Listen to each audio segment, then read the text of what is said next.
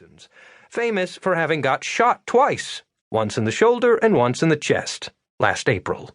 I'm fine now. Really. I'm fine, God damn it. I've reviewed the complaint, the affidavits, and the legal briefs from both sides, Santos said, so I think we can do without any lengthy opening statements. I hope you've explained to your respective clients— Yes, Your Honor. Yes, that the purpose of this hearing is to determine whether Toyland, hereinafter referred to as Toyland, should be enjoined on a preliminary basis from further production, distribution, or sale of a teddy bear they call Gladys the Cross-Eyed Bear, for which Ms. Commons is claiming copyright, trademark, and trade dress infringement. It is your burden, Ms. Commons, to prove ownership of a valid copyright and trademark for the bear you call Gladly, and, as to count 1, to further prove unlawful copying of protected components. As for counts 2 and 3, it is your burden to prove infringement of the trademark and trade dress. Does everyone understand this? Yes, Your Honor. This was all explained to my client. My clients as well, Your Honor. As I'm sure counsel is further explained, Santos said, ideas cannot be copyrighted. Protection is afforded only to the expression of ideas. For example, it's not enough to show that both plaintiff and defendant used the idea of a cross-eyed bear whose vision is corrected by eyeglasses. In order to prove copyright infringement, it must be shown that the expression of this idea was copied. The essence of copyright infringement lies not in the defendant's taking of the general idea or theme of the plaintiff's work, but in the taking of the particular manner in which the plaintiff has expressed those ideas in the copyrighted work.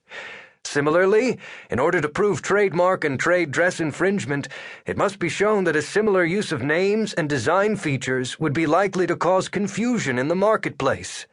The design features of a product may be given trade dress protection, but only if they are inherently distinctive or have achieved secondary meaning in the marketplace. Is all of that clearly understood? Yes, Your Honor. Yes, Your Honor.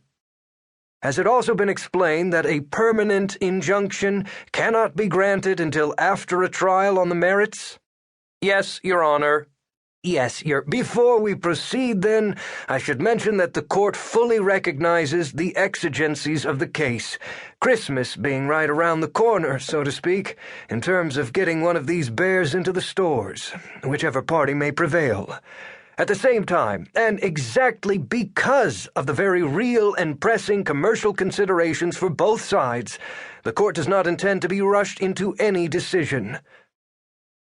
On the other side of the courtroom, seated at the defense table with his clients, Sidney Brackett sat stone-faced, or bored, nor both.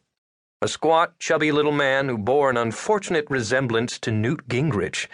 He sat flanked by 2 of the more attractive people on this planet, Mr. and Mrs. Brett Toland, accused teddy bear thieves. I should also mention that the rules of procedure in a hearing are identical to those in a trial, Santos said. There is no jury, but everything else is the same. The plaintiff presents his— I was thinking that everyone in the world already knew all this, at least insofar as it bore similarities to criminal law. Everyone in the world had watched the Simpson trial for the past 22 years, 6 months, 3 weeks, and 12 days, and knew all this procedure stuff even better than I myself did. I was thinking it was too bad there wasn't a jury here, because then ordinary citizens who weren't lawyers could catch any mistakes I made, and maybe write to tell me all about what a lousy lawyer I was.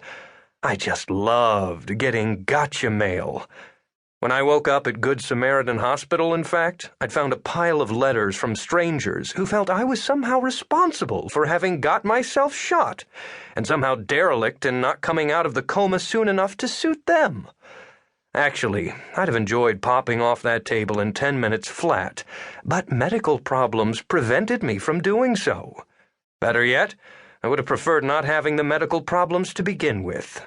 Even better, I would have preferred not getting shot at all. You try getting shot sometime, and I'll write you a letter when you refuse to come out of a goddamn coma. Then again, people keep telling me I seem a bit crotchety.